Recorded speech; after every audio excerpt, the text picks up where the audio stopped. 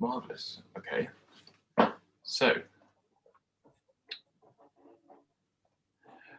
welcome to our second meeting of our In Discussion series. Tonight we are honoured to be in the presence of the Director of Unlocked Democracy, Tom Brake. The think tank is calling for constitutional reform to engage citizens across the nation and close the participation gap. Tom has held various portfolios in the Chamber, varying from Liberal spokesman for Environment, Transport and Regents to Deputy Leader of the House, and under the Coalition, the Chief Whip for the Liberals. With his wit and insight into the political sphere, the agenda will sure to be a lively one. You'll see I am uncommonly not wearing a tie, as per his refusal in the Chamber a few years back. So please join me in giving a warm welcome to Tom Brake. I'm not entirely sure how we do that online, but, but thank you anyway, Tom. Okay, so the first question is coming from me. So what was your reasoning for becoming the new director of Unlocked Democracy, and what did you see in the potential of the think tank?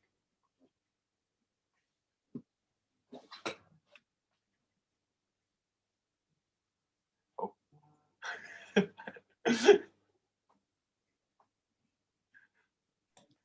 Right.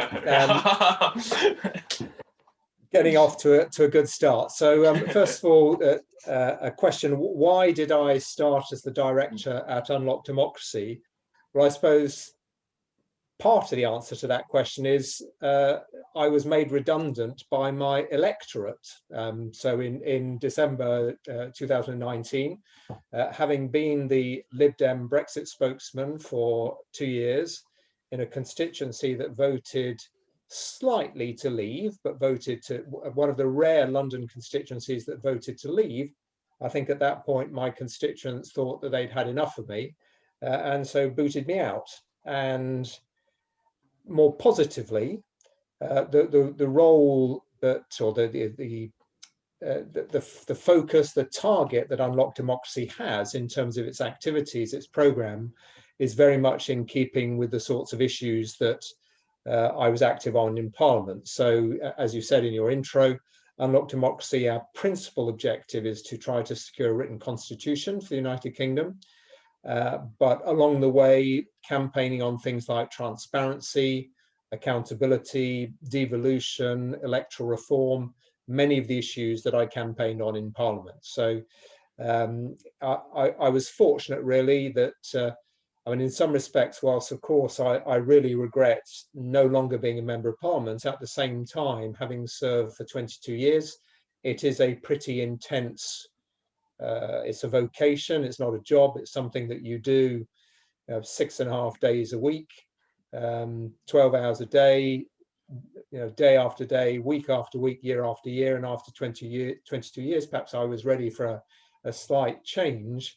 And of course, had I stayed on, the Parliament for present members of Parliament is a completely unknown quantity, and that everything that members of Parliament would have been able to do previously, most of that is no longer possible.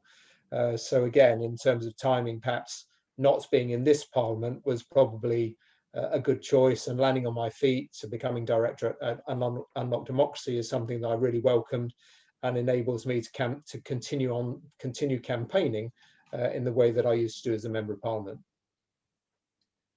Did you see that potential in the think tank just because of your sort of liberal outlook, as you sort of said, from your experience in Parliament? Well, I suppose I was aware of Unlocked Democracy before applying, and Unlocked Democracy used to be called Charter 88. Now, certainly people of my generation, Charter 88 was a major campaigning organisation that really grasped the a vision that the country had in the set up in 1988, and for many years was one of the leading campaigning organisations in the UK. Unfortunately, in recent years, for whatever reason, it's been in decline. And so I welcome the opportunity to get involved with an organisation whose values and principles I share, but an organisation that I want to see grow. And part of the reason why I'm on this Zoom call tonight is because as an organisation, we are we are well represented when it comes to people of my age and my gender, but we are very badly represented in terms of our membership amongst younger people, BME communities and women. So again, one of my other tasks is to try to make us more representative as an organization. I think democracy is something that many people are concerned about, and I just want to make sure that more people who have concerns join Unlock Democracy as a campaigning organization. And yeah, well, and we completely agree. And I think we've got a good turnout sort of representation from what I can see tonight. And hopefully we can take that forward. And as you say, sort of shift that engagement demographic. So moving on to the second question, building off of that, which is back in 2017, the New Statesman reported that Unlock Democracy said the failure of any party to gain a majority in the recent election has made the need for an inclusive, consensus-based working even more imperative. Now that the Conservative Party has gained a majority, has this changed your mind at all? And if not, would you get behind the idea of something like a progressive alliance? Well, the difficulty with to come to the second half first, the difficulty with a progressive alliance is that certainly if it is formalized, is that, for instance, for the Liberal Democrats, the large majority of seats where the Liberal Democrats are in contention are seats where they're fighting the Conservatives. And a progressive alliance with the Labour Party and the Greens, for instance, would mean that in constituencies where a Liberal Democrat was fighting a Conservative, the Conservatives would be able to run a campaign argument that said voting Lib Dem is basically just voting Labour. So it's not clear that a progressive alliance would be particularly helpful if it was a very formal, open arrangement. Now, whether there will be more informal arrangements, which is exactly what happened in the last couple of elections, where, for instance, in seats where it was very clear that we were not in contention, I shouldn't say we anymore, as I'm not formally a Liberal Democrat, but in seats that the Liberal Democrats were no longer in were not in contention in, like, for instance, Caroline Lucas's seat, our candidate stood down and gave her a clear run. And equally, the Greens did similar things in some of our seats.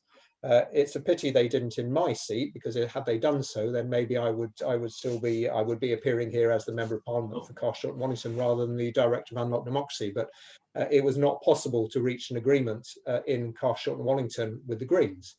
And my majority was just 600, and that could have made the difference. So there are difficulties with a progressive alliance. What hasn't changed at all is my view that yes, the present voting system, which enables a party with 43% of the vote to secure an 80-seat majority, and to believe artificially, I would argue, that it has legitimacy to do absolutely anything it wants to do, that is something that has got to change. And that is something that previously, as a Liberal Democrat, I campaigned, and I'll continue to campaign on as the Director of Unlock Democracy.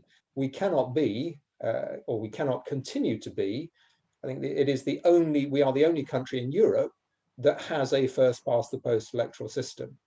And it comes with it some major disadvantages, which, and no one can even argue anymore that a first past the post system is a guarantee of a strong and stable government, because look at what happened in 2017 under a first past the post system. Nobody would argue that was a strong and stable government. Yeah, most certainly. Yeah, I think for the next question, I will head over to my Vice President, if I can unmute.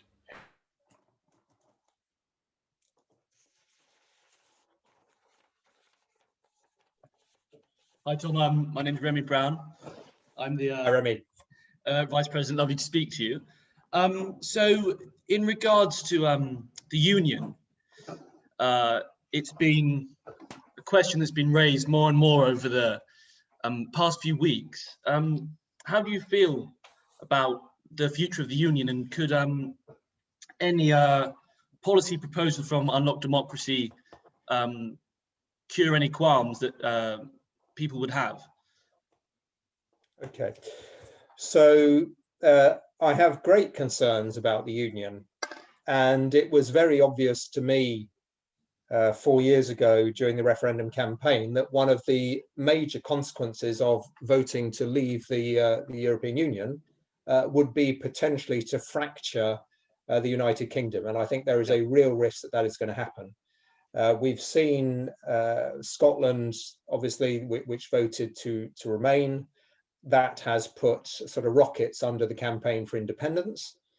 And in Ireland and Northern Ireland, the possibility of a vote in Northern Ireland over reunification, that has probably accelerated as well as a result of the strange arrangements there, which in effect keep the Northern Ireland in the European Union. I think there are other factors in play, I think, in the Republic of Ireland. In the Republic of Ireland in recent years has become more liberal in its outlook, if you look at things like abortion, for instance. So yes, I'm very worried about the union. Now, Unlocked Democracy, we believe in processes that allow the members of the public to drive the process. So, for instance, I don't have in my pocket a written constitution that I can slap on the table and say, this is what our written constitution should look like, because we want that to be a process that people can be engaged with from the outset. I think that, for instance, the public, if they're involved in a representative group of people involved in a citizens' assembly or citizens' convention, I think they want to see things like reform of the electoral system. I think the public, all the evidence is they want that changed. I think also that the public on the whole are in favour of the United Kingdom. And I suspect that what the public would want to see in a constitution would be something that increased the level of sort of federalism in the United Kingdom. In other words, gave Scotland, Wales and Northern Ireland greater powers than they've got currently, greater autonomy, probably still kept control of things like defence and foreign affairs at a UK level. But I think that is a possible solution that would emerge, and certainly one that I personally would favour, a federal solution. And I think that is our last chance of trying to stop independence. It's interesting, I was on a call a couple of months ago with Joanna Cherry, one of the prominent SNP MPs, and she used to be someone who was in favour of federalism. So even if someone like a very prominent independence SNP MP was until fairly recently in favour of federalism, I think we could sell that to the Scottish public, and I think would both give them the autonomy that they want, but at the same time would not impose on them the problems associated with Brexit, because this is where I think the SNP are being extremely dishonest. They are rightly highlighting all of the problems that the UK is now encountering as a result of Brexit, but pretending that exactly the same problems would not emerge if Scotland left the United Kingdom, because of course they would. Exactly the same problems over things like borders would apply in spades in that scenario as well. So federalism, I think, would be the way of trying to square this particular circle. Do you think that there is almost a silent majority in Scotland that are pro the union, and that the separatists just have a louder voice or a larger media presence? Well, certainly the latter is true. They have a louder voice and a larger media presence. And talking to friends who live in Scotland, they do describe some aspects of the SNP in quite a derogatory manner in terms of the way that they have established a stranglehold on many institutions. And perhaps you need to be a little bit careful about speaking out about things when you disagree with the government if you're an organisation, for instance, receiving funding from the SNP. So unfortunately, the polls are very clear at the moment. The polls say that there has been a consistency in the polls that says if there was an independence referendum tomorrow, then people would vote for independence. Of course, the same happened with the Brexit referendum, where there was a series of polls that said if there was a Brexit referendum, people would vote to stay. And then, of course, they did the opposite. So, you know, we can't be certain that what the polls say today in terms of independence is what would how people would vote tomorrow. And of course, in the first referendum, or the most recent Scottish referendum, once the discussions about things like, okay, so you want to be independent, but you want to keep the pound, can you explain how that works economically? Then all of a sudden the SNP started to have problems in explaining how this was going to work. So maybe if it comes under scrutiny with the Brexit implications, for instance, then maybe suddenly the Scottish public may wake up to the fact that you know, this sort of nirvana that is being offered about independence actually comes with some fairly high prices attached to it that they may find not so attractive once it's put under the spotlight. Yeah, definitely. And also, in regards to your days in government, would you say that more can be done policy-wise if you're in government rather than in opposition? Absolutely. I mean, my first 13 years as a member of Parliament were incredibly frustrating. I was a Liberal Democrat member of Parliament. I mean, by the end of you know, that 13 years, we did have a significant number of MPs. So we had up to 60 MPs. But the fact is that when you're in opposition, you can do very little, if anything at all. And you can certainly do very little when in the first two parliaments, and even the third parliament under Tony Blair, the government majority was 200. So when you've got a government with a majority of 200 and you're an opposition party, well, you can kick and scream and shout, but frankly, it's not going to make very much difference. So you can definitely do a lot more when you are in government. But even then, the reality is that, you know, this cliche about government's a super tanker and it takes a long time to turn it around is true. I mean, you have, for instance, funding streams that are all already allocated to things.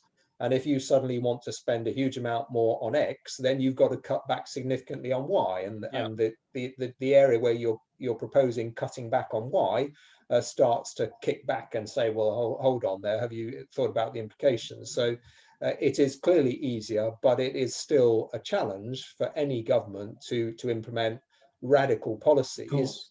Perhaps the best example of that is the changes that were made to benefits and universal credit, which I think when it was originally proposed was going to take 3 or 4 years to implement, and 10 years later is still basically being rolled out. So, you know, these big changes are things that can take a much longer than you expect, and often at much greater cost. Yeah, definitely. I think our next question's being asked by Dara. He's our treasurer. I shall ask him to unmute. Yeah. Hi, Tom. What Hi, I want to ask is that why do you think in 2015 it unfortunately turned out so bad for the Liberal Democrats? Do you think it was a change in terms of what the electorate are looking for when it comes to polling day, or do you think it was something else? Well, yes. I mean, the election was catastrophic for us. So we dropped to just 8 MPs. We thought we were going to perhaps fall to about 30. So it's much worse than we thought. And I suppose the reality is that if you are an opposition party and you have been in opposition for a long period of time, as we had been, it's probably fair to say that you can say and do things for which you're not going to be held entirely responsible. You can make propositions in terms of what government should do, which perhaps are not always as carefully costed as they should be, and so on. The reality is then, and people start to appreciate your position as a party of opposition, which is always challenging the government, always proposing perhaps the sorts of things that people want to hear. But the reality is, I mean, as I was saying in relation to Remy's question, when you do get into government, some of the things that you were saying in opposition, suddenly you find you can't actually deliver them. You might have had good intentions, but you can't deliver them.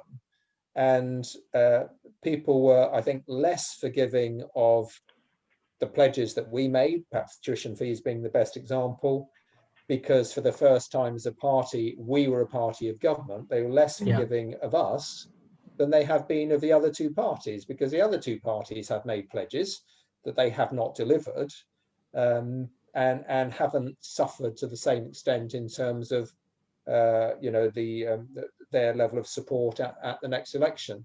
And I suppose the other factor that hurt us was that in lots of seats, including mine, Labour voters we would have said to Labour voters in seats where we were fighting the Conservatives, so where we were in second place to the Conservatives, we would have said, look, there's no point voting Labour, because all you can do by voting Labour is you'll end up with a Tory, whereas if you vote Liberal Democrat, then you will get a Liberal Democrat, and you won't get a Conservative. And whilst in my seat that is true, they did get a Liberal Democrat, and the alternative would have been a Conservative. That Liberal Democrat then happened to end up in coalition with the Conservatives. So if you're a Labour voter, having voted Liberal Democrat because you thought this was the way of stopping the Tories, and then to find that the Liberal Democrats facilitated in their eyes a Conservative government, then clearly you're going to suffer a backlash, and that happened without a doubt.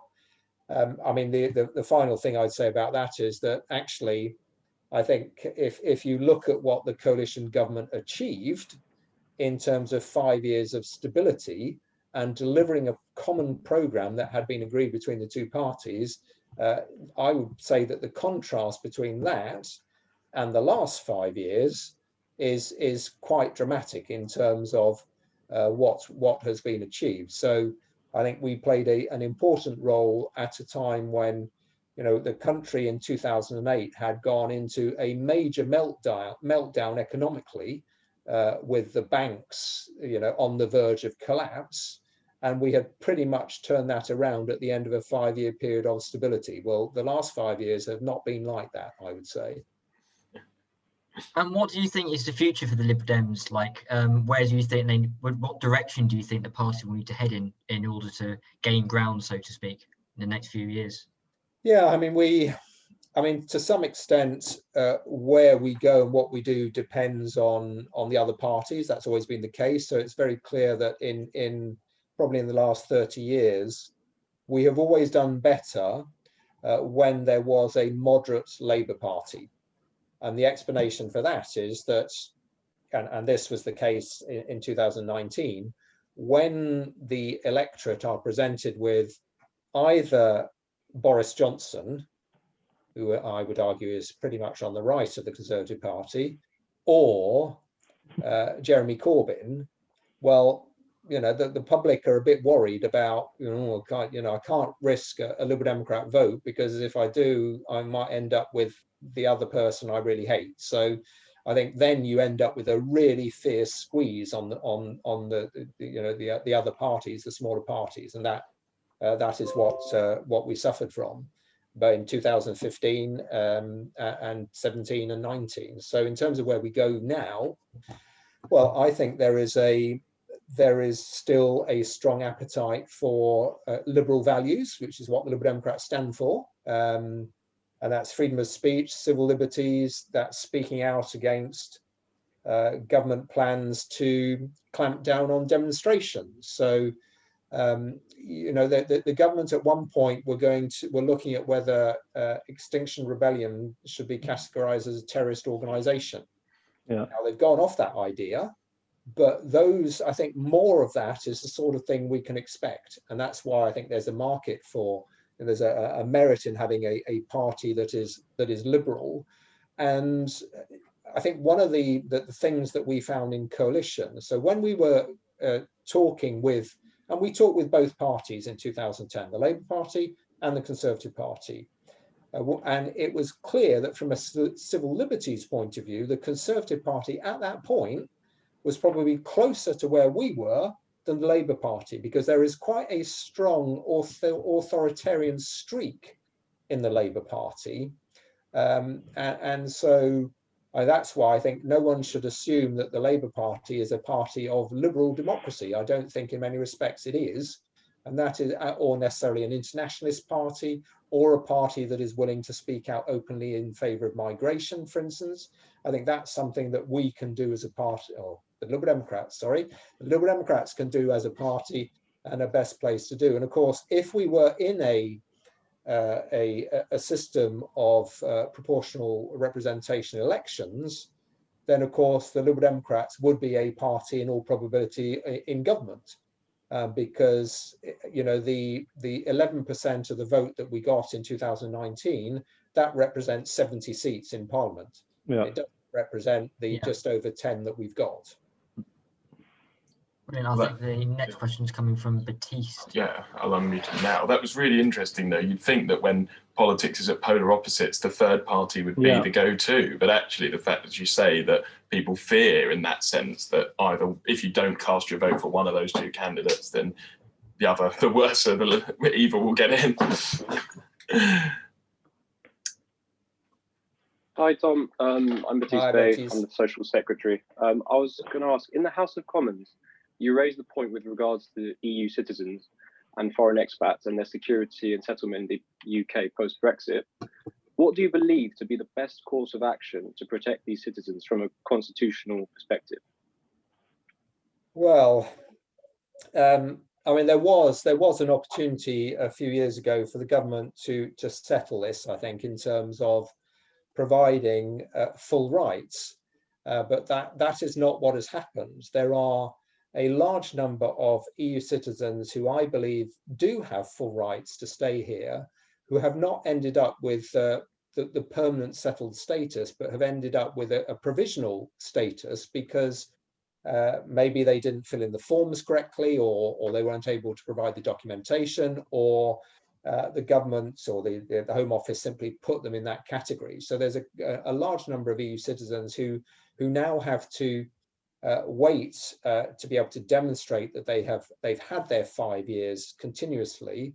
And of course, what we had confirmed a few days ago was that EU citizens who might have been here legitimately for a long period of time, but might have ended up in this wrong category, which required them to then sort of accumulate 5 years, are now being told that from a COVID point of view, if they, for instance, if they lost their job here and decided to go back home and then have spent a certain amount of time out of the United Kingdom, then they lose their rights as an EU citizen. So I think there's a large body of people who are going to be quite badly affected. And of course, what hasn't really kicked in yet is enforcement of this.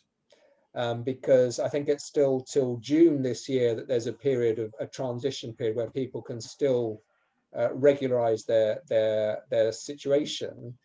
After that, I think that is when we will start, maybe it's July, I think it's July.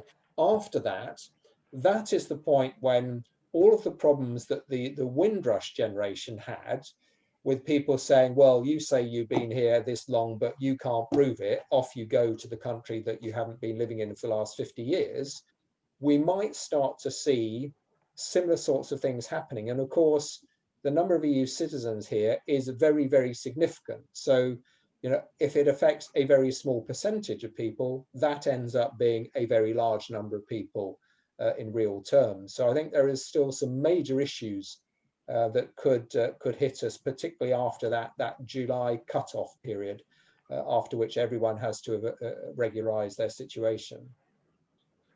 And with regards to Brexit again, do you feel that the UK will continue to sell off its assets to foreign businesses for short-term gain, or will there be a shift away from the Thatcherite consensus of the global market to a longer-term approach? And would this be a good or bad thing? Well, I don't know. I mean, I don't know whether, the UK leaving the EU, whether in terms of, if you're talking about globalization, whether that sort of restricts our appetite for globalization.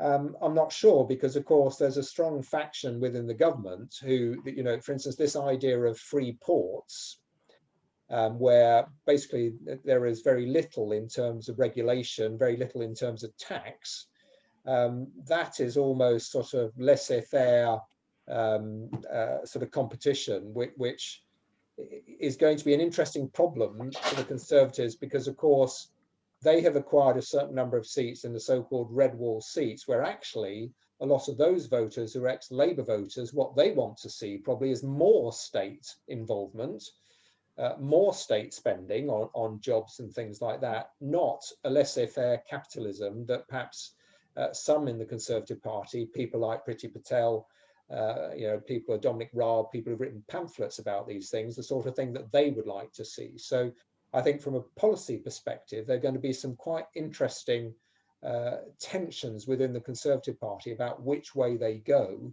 and whether they can keep everyone on board.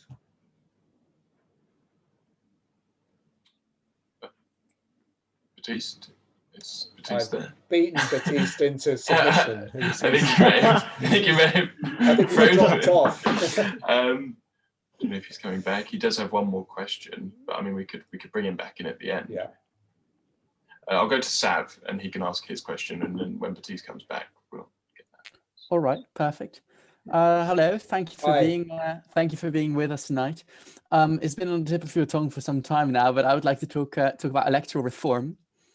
How can we set about reforming the electoral system from first past the post without severing the tie between the MP and the local community? I'm originally from the Netherlands, and I know with a proportional system, we have a lot of problems with connection between members of parliament and the public. So how can you do this without preventing like the threat of floating MPs without a dedicated seat, and also ensure the system is transparent and easy enough to understand by the general public? Sure, very good question. Well, first of all, in the UK now, in terms of how we vote, first past the post is a bit of a rarity. In that, if you look at the way the Scottish Parliament works, the Welsh Parliament, if you look at the way that, for instance, the London Assembly works and so on, actually first past the post is the exception rather than the rule. So the British public are already familiar with different ways of voting for a number of different types of elections. So I think in terms of an understanding of it, I don't think that is necessarily a problem. In terms of maintaining the constituency link, well, first of all, it's worth pointing out that there are some constituency members of parliament who are good constituency MPs for whom that link means something. And I would certainly have put myself in that category. Having lived in my constituency I lived in it for 7 years before I was elected and lived in it for the 22 years I was a member of parliament. And I reached a point where I think we did a poll in terms of name recognition. I think my name recognition was something like 95% in the constituency. Oh. But not every member of parliament is a good constituency MP.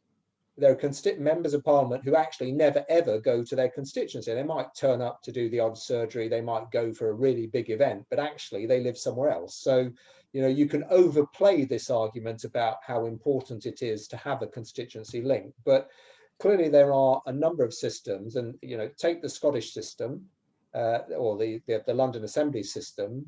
You do have a mixture of constituency representatives and list representatives. So in the London Assembly, for instance, you have a London Assembly member who represents the Sutton and Croydon area. And you also have a number of list Assembly members who represent the whole of London. So you can maintain the constituency link with some, but not necessarily with all of them.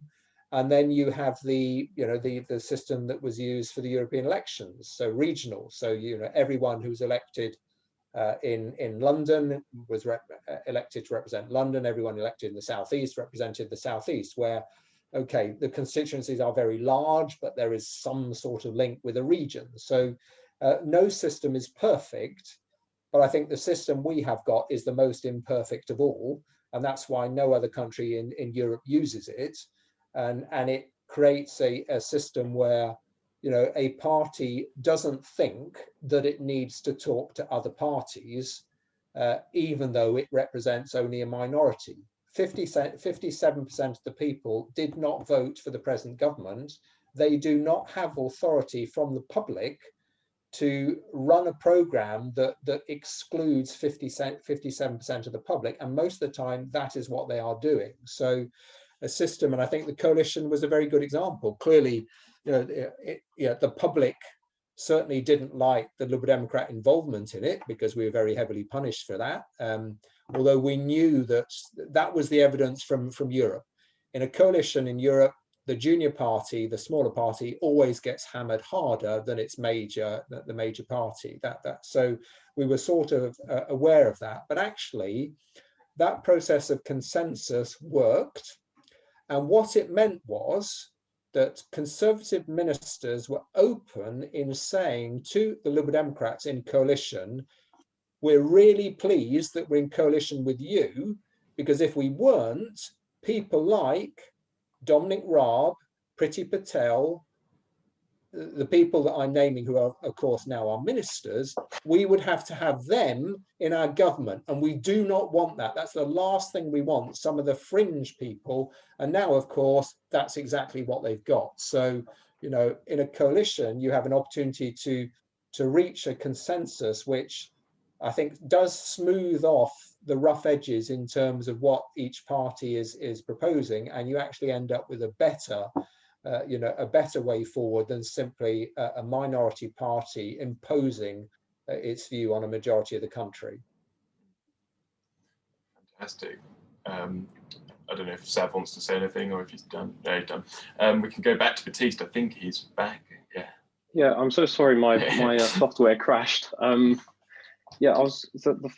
following question was on the Leave campaign and the whole claims around taking back control of our borders, security, money, and our economy, and whether it was a motive, yet at the same time unrealizable argument. And to what extent was the campaign for Leave built upon an underlying lie?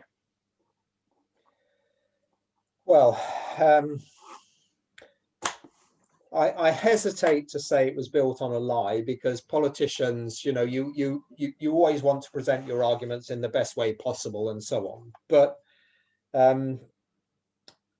I think that the major problem with the campaign was that they were two very different campaigns that really didn't connect. So the Remain campaign, we ran a campaign based on head, and the Leave campaign ran a campaign based on heart.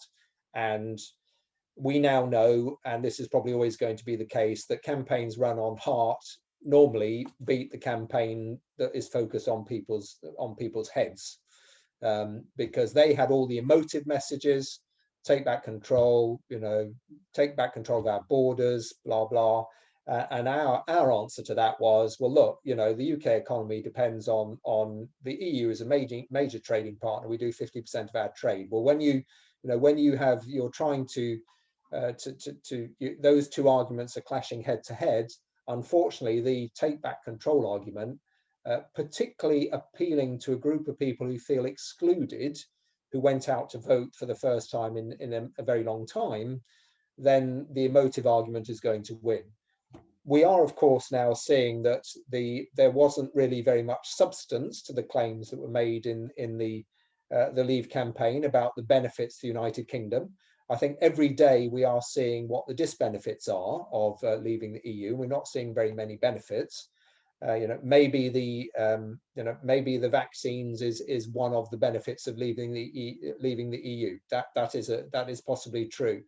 I think, however, that had the UK been in the EU still, I suspect the UK might have argued quite strongly against the European Union taking on that role, because the European Union, as far as I'm aware, doesn't have a particularly strong sort of health focus, and perhaps it should not have attempted to do that. I mean, I understand the reasons why they did it, but I think in practice, probably that was a mistake. But everything else, the news we've heard today about trading shares, Amsterdam overtaking London, for instance, the news we're hearing about, the Department for International Trade, their advisors telling UK businesses who are contacting them saying, I've got problems exporting to the EU, advising them to set up companies in the EU to get around the problem. All of these things we knew about. We were saying it again and again and again. I lost count of how many debates I was in where I said this. We were told that we were liars, that we were making it up, all these scare stories and so on. But the reality is that when you go from a very close trading arrangement, I think the first time this has happened probably anywhere in the world, a very close trading arrangement to one that is less close, you're going to have more obstacles. It's obvious, you can't dispute it. And now that is what we're finding. And the UK is going to suffer. I don't know whether there's going to be is there a question on Brexit mobility? Because I might just talk briefly about that. And I think the consequence for young people, I can give you a very, very clear illustration of the consequence for young people. So as the director of Unlocked Democracy, I have been recruiting people over the last couple of months, and I was getting applications from people who were EU citizens. And they were saying, are you willing to sponsor me? So these are EU citizens living in the EU, not ones who are based in the United Kingdom. And I had to say, look, I'm really sorry, I can't do that. It's too much trouble. I've got enough applications coming in from the UK, so I'm afraid I can't consider your application. That will be happening now to every single Brit who applies for a job in the European Union, where they will be looking, their potential employer will be saying, well, you know, I've got 50 applications from EU citizens around the EU, and I've got 5 from the UK. Why would I want to go to the extra trouble of agreeing to sponsor someone to come to the UK? So you're really going to have to be head and shoulders above any of the other contenders for that employer to want to consider going through the extra hoops that they've got to go through now. So I think in terms of young people in the UK, and of course young people in the EU, this is a huge disbenefit, and it's not going to be, there's no evidence that it's going to be compensated for by something else. There's no evidence that the US is suddenly going to say, okay, UK, you've left the EU, you can't go there easily now to work, so we're going to open up our borders to you so you can come to the US instead. I see no evidence that's going to happen. So it's a loss for everybody. Now, for some communities, and these are the communities who felt, you know, disadvantaged or felt they've been left out, maybe they'll think there is a benefit, and the benefit is that jobs that have been taken in their communities by people from abroad, from the EU, now won't be taken. The problem I have with that is that the government have recently announced a huge increase in the number of visas they're going to allow for agricultural workers to come to the UK from the EU, because they know we haven't actually got the people here or the people who are willing or able to do the work. My wife's family are farmers in Kent, and they know, they've had experience, you know, I'm afraid the UK citizen who comes to them from the job centre to do a picking job in a field will last a day, and after that day they'll say, oh sorry, this is too hard, and they don't come back. Whereas the citizens they get from Romania or Bulgaria, they will come and they will work the solid 3 months or 6 months, and they will work. And so we are going to be dependent on people from the EU. All we've done is made it more difficult for employers here to recruit them. And of course, all that means is extra cost, which ends up getting passed on to the consumer.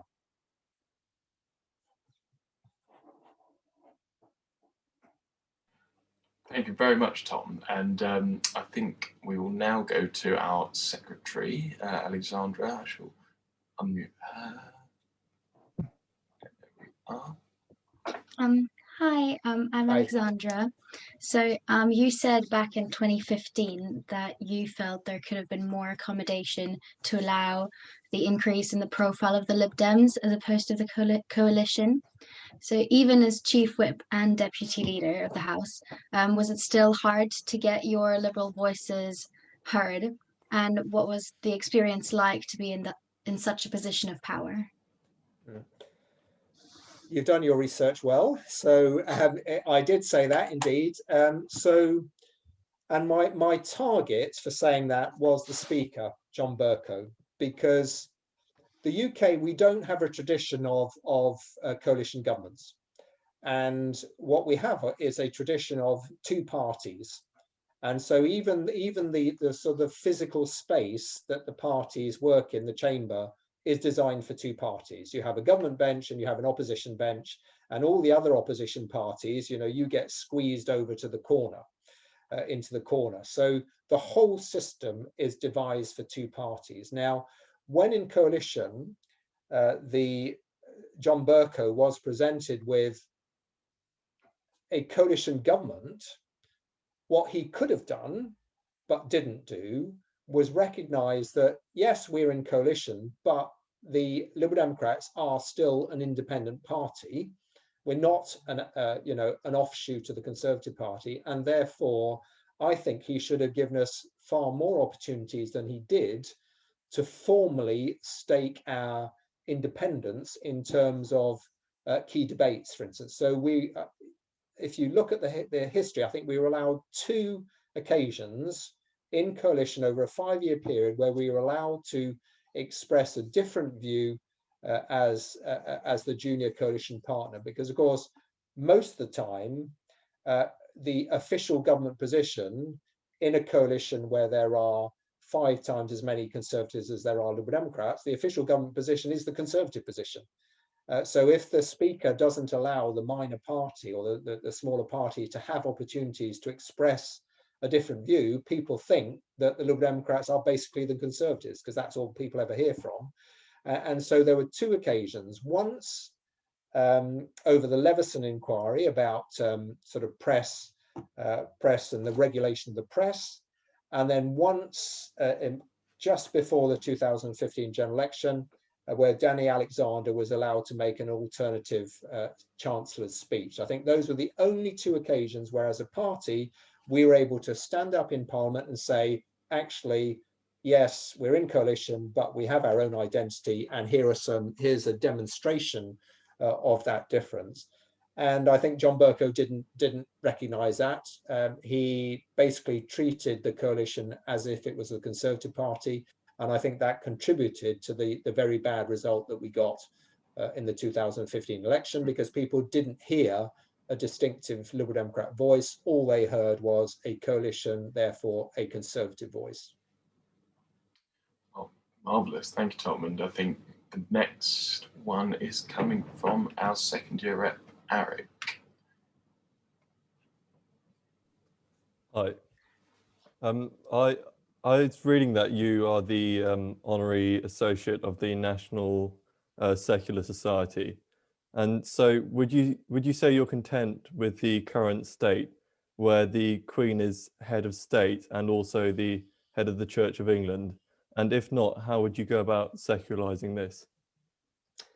That's a very good question. I'm not sure I have the answer in terms of how you go about doing it, but certainly I think one of the anomalies, as I see it, in terms of the House of Commons, for instance, is the fact that every single day's business starts with prayers, COE prayers. Now, I'm not religious. I'm an atheist. But the problem with having that arrangement is that certain things are linked to you being present in the chamber for prayers, for instance. So if you want to reserve your seat for that day's debate, you have to be in the chamber for prayers, not if you're the Prime Minister, because you people will make way for you, or if you're the leader of the opposition. But if you're a backbencher or a member of one of the smaller opposition parties, if you want to have a position in the chamber, you have to be in there for prayers.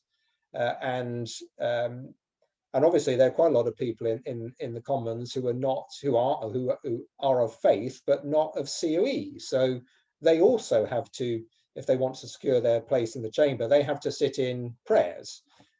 So I think that is something which can, in my view, can be easily changed. And some members of Parliament, me included, have a sort of had a seated protest during prayers where we would sit down and do our look at our phones or read our papers in objection to this process. And yes, I think the monarchy, and I think your question is particularly pertinent because of what, I don't know whether you've seen the coverage in the last couple of days of allegations that both the Queen and Prince Charles have been getting advance sight of some of the bills that have been coming to the House of Commons, and have been using the advantage they have of getting advance sight of them to try to influence those bills in a way that's advantageous to their Prince Charles's business, for instance. Well, I don't think that's acceptable. So I think there are ways in which, I mean, and I suppose you wouldn't need to do very much, because the role really is, it's a figurehead role in relation to, you know, the Queen gives royal assent, for instance, but in practice she never says no. So I mean, there are lots of processes that are gone through that actually could be quite easily removed from this process. But I must admit, I haven't thought through the details of how you get from where we are now, but there are certainly some very straightforward steps that could be taken to rationalize our system and our processes. Marvelous. Well, I think it's going to come back to my vice president and I now. I'll go over to Rem. Can Remy unmute himself, or do I have to? Marvelous. So in the nature of the consensus politics that we are trying to promote in society, who is an inspiration or was an inspiration when you were in the House of Commons? Somebody from across the floor, or somebody you even admired? Well, I suppose a good example would be, I mean, two examples, I suppose, that both link to foreign affairs, because I think the position that a country adopts in relation to foreign affairs is quite significant in terms of what you're trying to say about your country. And the first person I'd mention is Robin Cook, who was obviously the Labour Foreign Secretary, who put forward this idea of an ethical foreign policy. And I suppose I would say that Charles Kennedy, who was our leader during the Iraq War period, then demonstrated exactly what an ethical foreign policy should be about. An ethical foreign policy should be about observing United Nations sort of declarations on matters of that nature.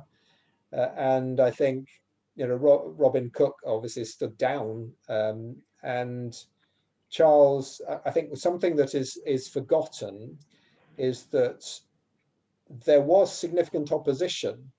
I think perhaps nowadays people look back and think, well, everyone would have been against the war in Iraq. Well, actually, no, everyone was in favour of it, except for the Liberal Democrats and a number of, you know, a few mavericks in the other two parties.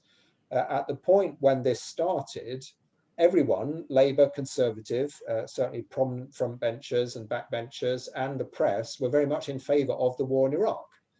And a party and a leader like Charles Kennedy standing up and saying, no, we don't think this is right, we don't think the evidence is there, brought down a whole heap of proverbial on his head. And it required some sort of tough, you know, adopting a tough stance to maintain that in the face of attacks about, because obviously if your troops are going to war and you're saying it's not a good thing, then you immediately open yourself up to the charge of being a traitor and putting troops in danger, you know, whilst not supporting what they're doing. But it was the right call. So I think that it's interesting that whole discussion now about ethical foreign policy has almost gone full circle. That, again, something I welcome, with a number of Conservative members of Parliament saying that we should adopt an ethical foreign policy or ethical trade policy in relation to China, and not be willing to trade with a country that is guilty, I think, of genocide. Now, if you think back to if people had been aware at the time of what was happening in the concentration camps in Germany and Poland and so on, and we would then have agreed a trade deal with Germany, you know, that surely makes people stand up and think, well, that would be outrageous. But the evidence seems to suggest that if we embark on a trade deal with China now, we will be doing so with a country that is conducting genocide against the Uyghur Muslims. So I think the people who are campaigning against this and trying to get written into the trade deals, the fact that we will not do trade deals with countries that are responsible for genocide, is a very positive thing. To lead on from the consensus side of things, is it easy to leave one's own and forget about your opposition's political views when you have a personal relationship with them? Well, I can probably answer that question in relation to coalition. The experience of coalition. So before we went into coalition, I had spent.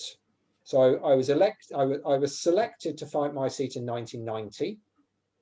Moved to the constituency, and the incumbent was a Conservative Member of Parliament. So I fought him for 7 years, got elected in 97, and then between 97 and 2010, my opponent was the Tory. This seat is a Tory Lib Dem marginal, and it still is.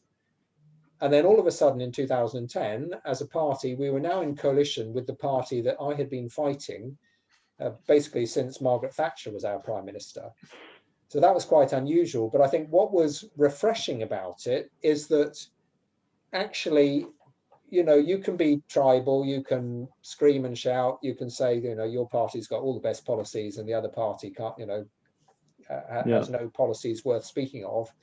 But in practice, when you sit down and negotiate and identify that there is common ground, I think you actually end up with a far more sensible approach to politics.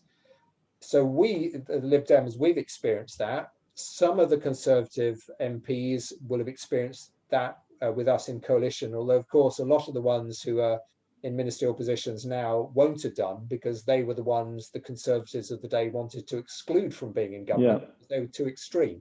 But I think what is revealing though is that for the Labour Party, they remain, I think, the most tribal party, because they've not had this experience of trying to negotiate with another party and accepting that actually another party may have something to contribute and may actually potentially have a better policy proposal than your own. So I think coalition does make you think differently about another party. It doesn't make you think differently about everyone in that party, but it probably makes you think differently about half of the people in that party, because you can see that you can have a working relationship with them. So the people I had a working relationship with were Andrew Lansley, who was the person who's the health secretary responsible for the reforms that are now going to be scrapped by the government, scrapped strangely in the middle of a COVID crisis, which, you reorganizing the deck chairs at the NHS on the Titanic when the Titanic has actually just hit the iceberg. It's not a question of, the NHS is under the greatest strain it's ever been under. That is not, my view, the point at which you start to reorganize the NHS. I mean, by all means, yes, perhaps it needs to happen, but not mid the worst pandemic we've ever been hit with. So it was Andrew Lansley, who I got on with very well, and then William Hague. And William Hague was an interesting character, because William Hague made that transition. When he was the party leader, he was all about, save the pound and the Union Jack and so on. When he was in coalition, actually, he was quite moderate. And since, I mean, he was one of the people, flagging or raising concerns over Brexit. So, I think he's been on an interesting journey in terms of his political positioning. Thank you. Oh, brilliant. Thank you, Tom. And yeah, going off of that in terms of your colleagues and working alongside. So what do you think about a society like ours as we sort of come to the end of our committee questions? Is it time for consensus rather than adversarial politics across these party boundaries that we've mentioned throughout the questions? I certainly think so. And I can point to the fact that I've practiced what I'm preaching in terms of coalition, and being a minister in that government for 3 years and making the coalition work. Now that's particularly over tuition fees, is something that many Liberal Democrats suffered for very heavily. We had made an agreement in terms of a programme that we were going to deliver, and most of us delivered it. And I think if you want to form a government, that's probably what you have to do in terms of reaching consensus. But what it meant was that if you look at the people, what percentage of the population were represented by ministers in the coalition, well, it was 60, I can't remember exactly what the figures were, but 65% of the population had a stake in and a representative in the government that was delivering that program over 5 years. And I mean, certainly if we look to US politics, the last thing we need is the sort of divergence and split that they have seen there. I think there's a risk that, you know, this could happen here. Clearly, to some extent, it happened during the Brexit referendum. Perhaps some of that is being sort of, perhaps we're losing a little bit of that friction that occurred.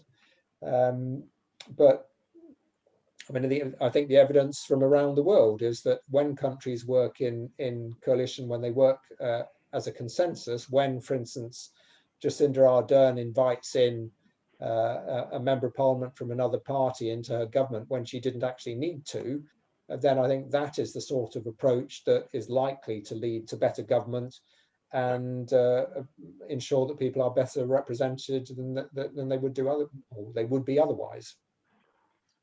And it will be interesting to see, I'm sure Baptiste is interested with En Marche and their sort of like coalition of people they've got behind them now as well, see if that can continue. But yeah, well, thank you very much, Tom, for answering all of our questions. And I suppose I can open it up to the floor of people now. I don't know if people want to message or raise their hand if they've got a question, and I'll be able to see. And I can unmute you, or you can send a message in if anyone has any questions for Tom.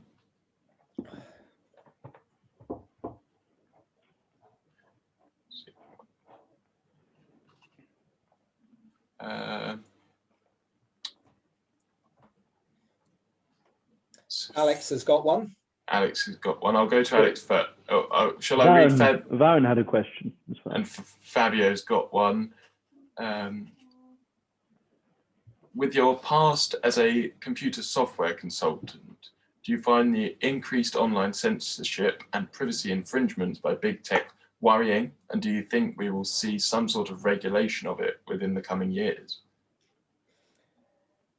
Well, firstly, I think my memories of the IT industry are now rather vague, and clearly things rapidly changing.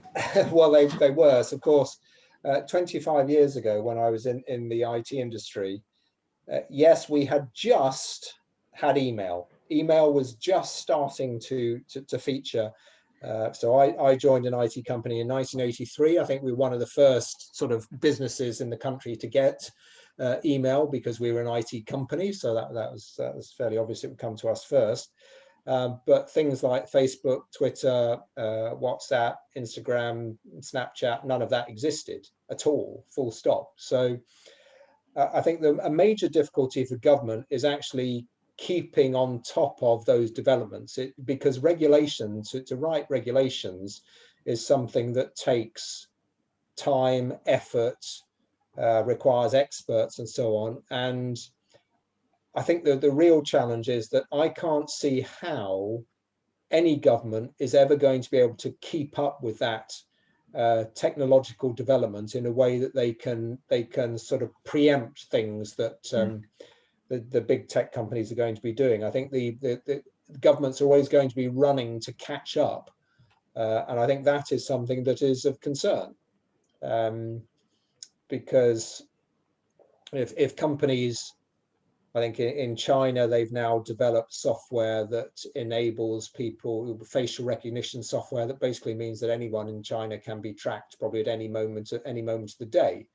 These sorts of technologies often get deployed in the UK before there has been a process of trying to establish whether that's something we want. And if it's something we want, do we want it everywhere? Do we want everyone to be subject to it? And often the rollout of this sort of technology is happening before those discussions have taken place. So I think it's a big challenge for government. And I took part in debates probably 7 or 8 years ago when we were looking at Facebook, and it was very clear that Facebook then was being used for sort of drug dealing in a way that the regulations just didn't consider, because no one had thought about it. So there are really big challenges, and the the sophistication with which data companies extract data and manipulate it in a way to find out, more about you than you would like, and find out your predilections.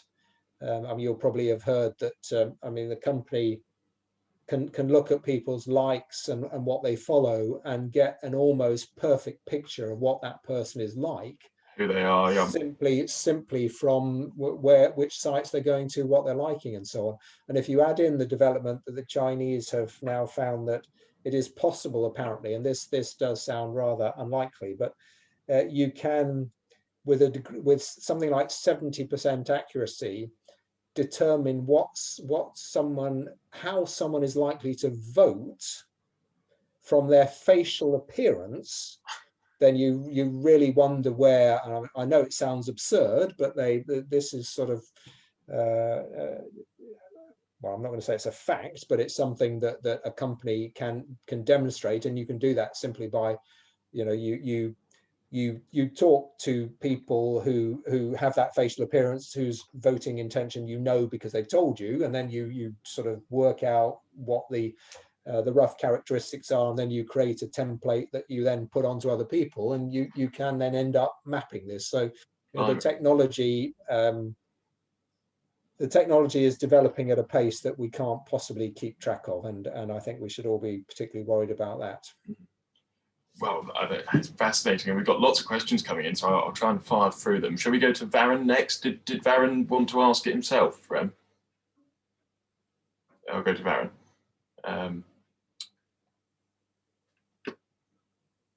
Just there. Varun? He's obviously trying to hide his face, so we don't know what his political affiliation is. If not, I can come back to him and go straight to Alex, and we can come back to him. Where is Alex?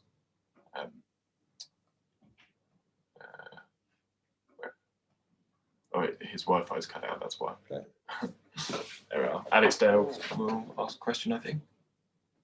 Hiya. I wanted to ask, what do you think the greatest challenge Britain needs to overcome in its future is? Okay, so what is the greatest challenge that the UK has to overcome? I'm afraid it is the tail end of COVID, because the impact of COVID, whether it's on the economy or education, health, is something that is likely to live with us for 20 or 30 years. I mean, the level of investment or the level of indebtedness that the government has incurred is 3 or 4 times the scale that happened during the after the 2008 crash. The level of the waiting lists for people for operations in the NHS is now at its highest level, I think, since records began. There was a report a few days ago that unfortunately, as a result of the failure in education, or the gap in terms of education, that people are likely to earn on average £40,000 less over their lifetime because of their lower levels of attainment. We know that the gap between high performing children and children who perform less well has grown, for the simple reason that one cohort is likely to have had better access to IT and online than the other, and so on. So all of these things are something which is going to stay with us for a very long time, and overlay on top of that the impact of Brexit. Now, Brexit hasn't really kicked in yet, so the difficulties we've seen are happening at a point where some of the checks that are going to be imposed haven't been imposed yet because there's been a waiver. So we've not seen the worst of this yet. So you impose that on top of it. How did the government get out of this? Well, I don't see that there's any way of getting out of it apart from some very substantial tax rises. I mean, and that I would hope would be tax rises targeted on the wealthiest. And there are some, and also companies. There are some companies that have done reasonably well out of the last 12 months. But if there aren't fairly substantial tax increases, then as a nation, we are going to be paying a very high level of debt. I mean, a very high level of interest on our debt for decades to come. And of course, you know, what you're paying on interest payments is not going into health and education and all the other things you want to spend money on. So the tail end of COVID is very definitely the thing that is the biggest challenge, because it cuts across everything: health, education, and the economy. Brilliant, thank you for that. I mean, yeah, it's a morbid thought. I think we're going to James Lowe next for a question. If you can unmute. Hi, Tom. Hi. My question is, if tuition fees was such a campaign defining moment, why didn't you abolish them? Well, I mean, that's the reality is that in a coalition government where there are 5 times as many Conservative ministers and MPs as there are Liberal Democrats, and when the Conservatives don't want to abolish tuition fees, it's very difficult to impose that on your much larger coalition partner. And they didn't want to abolish tuition fees. Now, maybe we could have, you know, maybe we had more bargaining power than we thought we had. Maybe we could have stalled a discussion about tuition fees, and had we come to it 12 months later, perhaps our bargaining position would have been stronger. But the starting point was that they didn't want to abolish tuition fees and that we did, and we were outnumbered 5 to 1. So that's, you know, I think the mistake, you know, I think that's why I said earlier that, you know, I don't want to go too hard on politicians who make pledges. I mean, we made a pledge of abolishing tuition fees, and had we been elected as a government, that I think I'm reasonably confident that is what we would have done. But we weren't elected as a Liberal Democrat government. We were elected in coalition, and so we weren't able to deliver that policy. Yeah, I suppose that's the drive of pragmatic and prudent policy making, that you do have to sort of go with the times rather than have sort of, I suppose, dogma set in stone. I think we've got one final question, unless Varun comes back or Varun sends the question in the message. One from Scott, and he says, I think this is in relation to Keir Starmer's kind of leaked report about the whole sort of more flag waving and sort of more patriotism. What kind of role do you think patriotism would play in shaping a British constitution? Do you think it would be a positive or negative influence? Well, I have no problem whatsoever with people who are patriotic. I'm patriotic. I'm proud to be British, but I'm also proud to be European. And you know, I think that there's a, you know, I don't have a problem with the Union Jack, and I don't think the Liberal Democrats have. I don't think the Labour Party has. I think that the difficulty is where patriotism sort of merges with nationalism, and I think then there is a problem. And I think you see that even in Scotland, for instance, with the SNP, where, you know, their nationalism is something that excludes, and identity politics excludes others. You're either with us or you're not. And if you're not with us, you're against us. And I think that is what nationalism sometimes becomes. But there's no reason for patriotism to do that. I'm proud to be British. And the reasons I'm proud to be British are to do with things like the fact that we are still a liberal democracy, and that we have values that say that we will respect people's rights. We will, you know, if someone wants to pursue a particular lifestyle, as long as it doesn't hurt anybody else, I don't give a monkeys. And that, I think, is the sorts of values that are why I am patriotic about being British. Oh well, I think that's our final question, as I think unfortunately Varun has dropped. So I think that, unless anyone else has any last minute things, I think that'll be about it. So all it leaves me and I suppose the rest of the committee to say. Can I just say a quick word? So well, thank you very much for your time. I think that's been a really fantastic exchange. Lots of pertinent questions and probing questions. I hope that you will follow Unlock Democracy. I mean, you can join as supporters. So we got we're ramping up the number of campaigns we're running at the moment. We're running a campaign around devolution. So in other words, taking powers away from Westminster, giving it to Scotland, Wales, Northern Ireland, regional authorities, local authorities, because we are very, very centralised as a nation compared to virtually any other, certainly any other European country. And so you can be a supporter simply by signing up to our campaigns. Membership, I think, is very decent at a couple of pounds a month. So there's no breaking the bank for if you want to join as a member. And we are a membership organisation. So the members of Unlock Democracy elects a council every 2 years, who are the people who set the strategy. So they define the strategy for the organisation. And then I and the members of staff working with me, we are responsible for delivering that strategy. So thank you very much. Very happy to come back and speak again. That'd be fantastic. Thank you, Tom. Thank you Very kind. Thank you very much, Tom. Okay. Thank you. Have a lovely evening. Have a lovely you evening. too. Thank you for giving up All your right. time. No problem. Bye-bye.